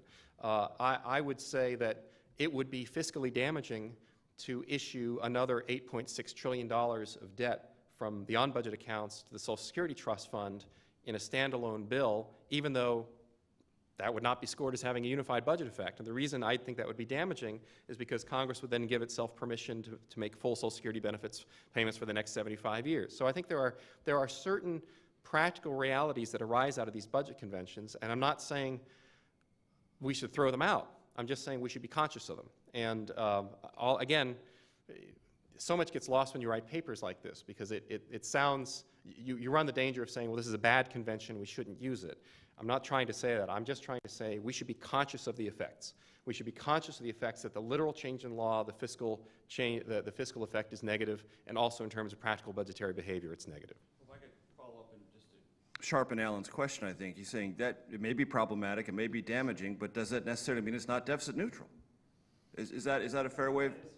Chuck is right that I've criticized these general revenue transfers, but I don't know that the scoring convention should be altered to show that it's increasing the deficit. No, and I agree. I'm not suggesting we necessarily alter the scorekeeping convention. I think we need to, well, I think what we should do is either have pay-go rules that apply to Medicare hospital insurance just like they do with Social Security. That would be one solution. Or we hold legislation to a different standard when it involves savings from the Medicare Hospital Insurance Trust Fund. We need to do something. Donald Marin, actually, he sent us a paper just a couple of days ago where he said there's two approaches you can take. You can either say you can turn Medicare Part A into something more like Medicare Part B and D, in which case it wouldn't really matter, we wouldn't have this problem, or you could try to apply the same restrictive budget process rules to Medicare HI that you do with Social Security. But I'm not advocating throwing the scorekeeping convention out. Next question. Yes, right over there, sir. Wait for the microphone, please.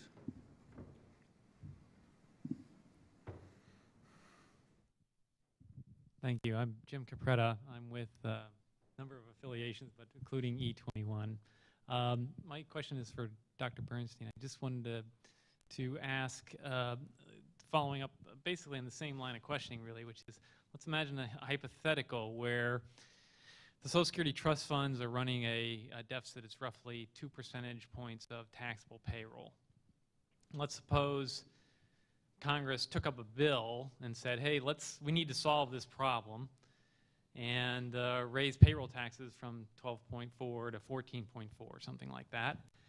And that generated in the next decade or so, rough terms, $150 billion a year in new revenue, payroll tax revenue into Social Security. Let's suppose Social Security was included on the pay-go scorecard, and Congress said, hey, great, we got $150 billion a year in new revenue coming in. Let's also create a new universal college entitlement program that everybody who goes to college gets a new voucher to offset the cost of higher education tuition costs. And CBO looked at that legislation and said, hey, it's deficit neutral over the next decade. In fact, maybe the college tuition cost is slightly below the revenue raised for Social Security. So the bill over the next decade reduces the deficit slightly. Social Security is more solvent, in fact, permanently solvent. I think I can jump in now and answer your question, if that's So, okay. so suppose this was the case. Yeah. What would you say about You're the right. legislation? That's where I thought you were going to end. Look, I think to be consistent with everything it's Jim. I think to be consistent with everything I've said today, Jim, I'd have to be okay with that. And very much in the same spirit of, I think, my last response, although I'm sort of losing track. I've also been standing up for longer than I ever have in my life here. That's what happens when you're running for president. Yeah, It's a presidential right. debate. And so it reminds me of what I think is at the core here and what it really was at the beginning of my last response to Chuck, which is I believe it's completely legitimate. And by the way, conventional budgeting very much follows a lot of the kinds of parameters you just put forth. It wouldn't surprise me a bit if someone said, we've reduced the payroll gap in Social Security and ergo freed up revenue.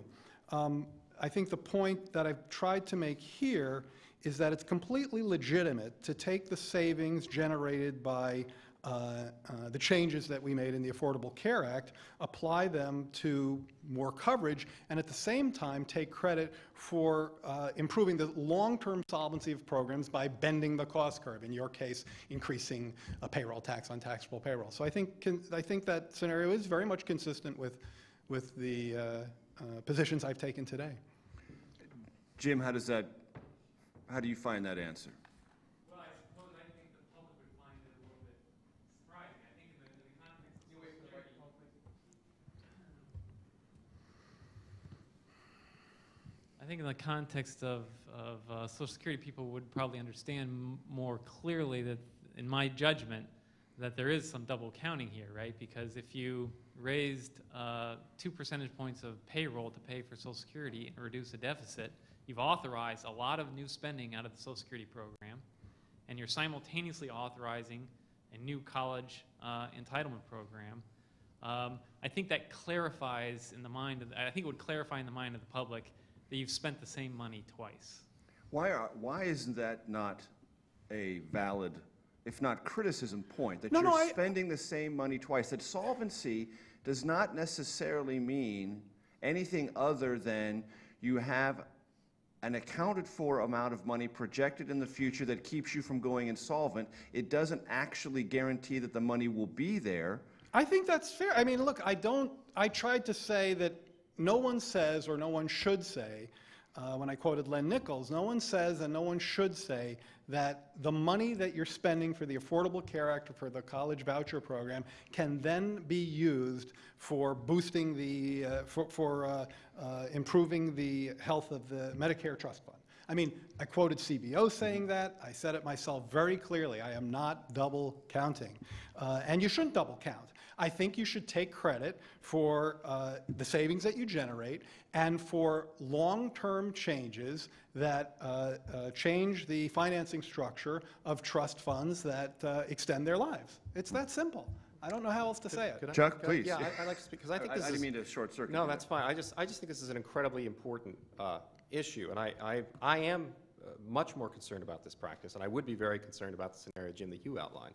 Look, I agree. It is legitimate to say we'll take $150 billion in increased Social Security taxes and fund a new $150 billion education entitlement if we adopt an approach where trust fund solvency doesn't really mean anything. It's all part of the overall federal budget.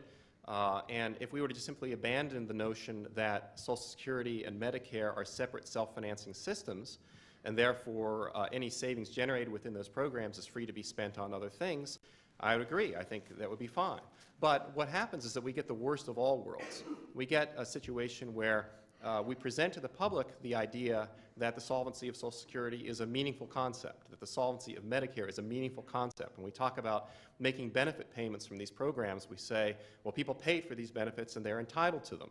And so we have this terrible inconsistency in our behavior where we treat the solvency of these programs as a reason to send out benefit checks on the one hand, but treat cost savings measures within those programs as money free to be spent on the other hand. We need to go either one way or the other. Either we say Social Security and Medicare are supposed to be self-financing programs, and they're entitled to the proceeds of the savings generated within those programs. We can't spend it elsewhere.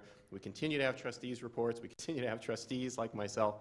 Or we can just say, all right, we'll abandon that whole framework, and we'll say this is all part of the bigger budget pool, and we don't really care about whether these programs are financing themselves. But if we do that, then we should get rid of the whole structure. We shouldn't have this representation that somehow Social Security and Medicare are financing themselves, because reality is we're taking resources that, in theory, we're using to support these programs, but we're actually using them to support other operations, and we're going to have severe fiscal consequences. I just don't think any of that makes the slightest bit of sense, with due respect. I mean, I just think that it's perfectly clear that any and Jim, I'm addressing you as well here. I mean, I think it's perfectly clear that any surplus that we have in the trust fund goes over to general revenue, for which bonds are then transferred into the trust fund. How we redeem those bonds, and I quoted CBO very much to make your point that how we redeem those bonds is a question for future budgeting that will be invoked in either benefit cuts or tax increases. No question about that. That's where there's no double counting. But if you're moving to a chain CPI, if you're changing the PIAs in Social Security, if you're reducing if you're cutting $500 billion out of Medicare spending over the course of a decade, then that means that you will have an easier time raising the money for the bonds that you need to to redeem the bonds. You're improving the financial solvency of the program. So you make it way too complicated. But you're not improving federal finances by enough to fund all the additional obligations you're taking on. Because if you increase Medicare, let me just take okay, an no, example. that's an interesting point. I think, and you probably know these numbers better than me, I think that if I accept your accounting of this, you actually still pay for well more than half of the ACA. So I think you're right. I mean, probably like 80% or something. I wouldn't say 80%, but it's probably closer to half. But yeah, I mean, the problem is that real dollars leave the federal treasury to fund these subsidies for these new health exchanges. And if we also commit to an additional, 8 years of spending under Medicare, real money is going to leave the treasury. Well, how does CBO, so now you're criticizing CBO's score. And no, I'm not. I'm just saying that, I'm just talking about a they real say it's world going to have a $200 billion, that you'll be able to reduce the deficit by $200 billion relative to a baseline scenario in which we would have made all those payments so anyway. That again gets to the baseline. But again, that's not a CBO criticism. It's a phenomenon with the baseline. We've got 5 minutes left, so if there's one, maybe 2 questions we can squeeze in, I invite them from the audience. I think we have one right over here. Right over here? Yeah. Thank you. My question is for Mr. Bernstein. My name is Greg D'Angelo. I'm with the Senate Budget Committee. In March 2010, the president, on a Fox News interview with Bret Baier, admitted that the double counting Medicare savings was a real problem. In addition, your former colleague, Jason Furman in the White House, admitted that this was a real problem too. In a 2008 paper he wrote, it raises the potentially, this was in the context of making changes to the tax treatment of health insurance to pay for health reform. He wrote, it raises the potentially serious issue of double counting because the added Social Security and Medicare hospital insurance revenues are counted both towards the solvency of these programs and also used to pay for health care. In effect, this route creates the illusion that more fiscal improvement in Medicare and Social Security has been accomplished than is actually the case. So my question for you, Mr. Bernstein, is do you agree or disagree with the president and your former colleague, Jason Furman, another White House advisor on this issue? Well, I mean, if you've been listening for the last, 2 hours now, clearly I think I've argued pretty strenuously that I don't think there's double counting here. I thought the CBO really squared the circle pretty cleanly in something that I quoted directly from them when Doug Elmendorf was asked this very question. Trust funding, this is from the CBO quote, trust fund accounting shows the magnitude of the savings within the trust fund, and this is on the ACA, and those savings indeed improve the solvency of that fund. So that's the point I was trying to make to Jim and Chuck a second ago. That accounting ignores, however, the burden that would be faced by the rest of the government later in redeeming the bonds held by the trust fund. I'm not trying to pull the wool over anybody's eyes here. I mean, I hope Chuck would agree with that. You can't use a dollar for implementing the ACA and then give that dollar back to the HI trust fund. You can't. That would be double counting. What I'm describing here for the last 2 hours is not double counting, and I would urge you to listen more carefully to the points I'm trying to make. Do you think that the President and Jason were talking in a political context? I don't know. I don't know the context. I didn't know the context. One last. No, I was just saying, I think this cuts to the point that, again, I'm not trying to play gotcha here. I'm really just trying to help people understand the fiscal effects of the law. And, these quotes from the President and from Jason, who obviously knows these issues very well, they just speak to the point that this point didn't fall out of the sky. This is something that people have understood to be an issue with Social Security and Medicare hospital insurance for a long time, well before I wrote my paper. Again, it's why the pay-go rules that Congress operates under forbid you from doing this with Social Security. I mean, we had the very same argument a few months before you wrote the paper, so I take your point. Exactly. And it just, Medicare is more complicated. We got different pieces of Medicare. So my judgment of the political economy here is that they allowed greater lassitude in the pay-go rules for Medicare than has been traditionally observed with Social Security, because of the fact that there wasn't sufficient recognition of the fact that you have this issue on the hospital insurance side, whereas there's other parts of Medicare that you don't. And that loophole is what caused this to happen. But this is not a new phenomenon. This is something that people have been noting is a real problem for years. We're right up against 11 o'clock, but I don't want to prevent someone who might have a question from asking one. So if you have one, now is your chance, and I'm going to keep the window open for about 5 seconds. So raise your hand if you have a question. Seeing none, on behalf of E21, which I don't represent, I represent National Journal, so I also tell you, go to nationaljournal.com for my work and everyone else's. It's been a great pleasure. I hope you've enjoyed it. These two guys are as good as you can get on this topic and many others. Jared, it's been a great pleasure. Chuck, it's been a great pleasure. I hope you've enjoyed it, audience, and thank you much for your attention. Thank you.